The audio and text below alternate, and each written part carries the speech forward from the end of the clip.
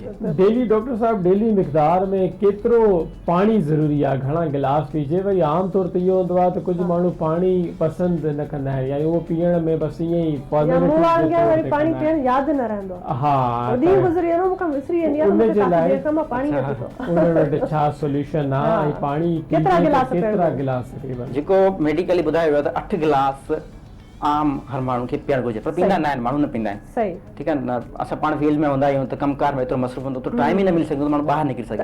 8 गिलास त लाज़मी आहे। आज़मी 8 गिलास जेको आहे न हर आम माण्हू खे पीअण घुरिजे। सही, जेको मेडिकल रिक्वायरमेंट आहे। ऐं हींअर छो त ज़ाहिर आहे हिकिड़ो वक़्तु आहे पूरो थियण वारो पंहिंजे प्रोग्राम जो बि, ऐं डॉक्टर साहब ॾाढियूं सुठियूं ॻाल्हियूं कयूं पे, पर असां फाइनल ॾिसंदड़नि खे तव्हां छा मैसेज ॾींदव सिहत जे हवाले सां?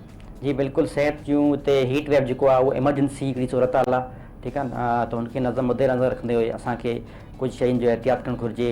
घणो ॿाहिरि निकिरणु, अजायो ॿाहिरि निकिरणु, ऐं वधीक पाणी जो इस्तेमालु करणु, ऐं जेकॾहिं लाइट फूड, छो त खाधो बि लाज़मी आहे, जो डाइजेशन जेतिरी वधीक थींदी जल्दी थी वेंदी त उहो बि असांजे लाइ फ़ाइदेमंद आहे। ठीकु आहे, लाइट फूड आहे। उनखां पोइ पाणी जो वधीक वाफ़र मिक़दार में इस्तेमालु करणु घुरिजे, ऐं घटि ॿाहिरि निकिरणु जंहिंजी ज़रूरत आहे त उहो निकिरंदो। सिधी ॻाल्हि आहे, त जेकर निकिरे थो त उहो जिस्म ते थधो कपिड़ो वठो लियो ऐं पाणी सां ज़रूरु। Thank you so much doctor साहब, थैंक यू।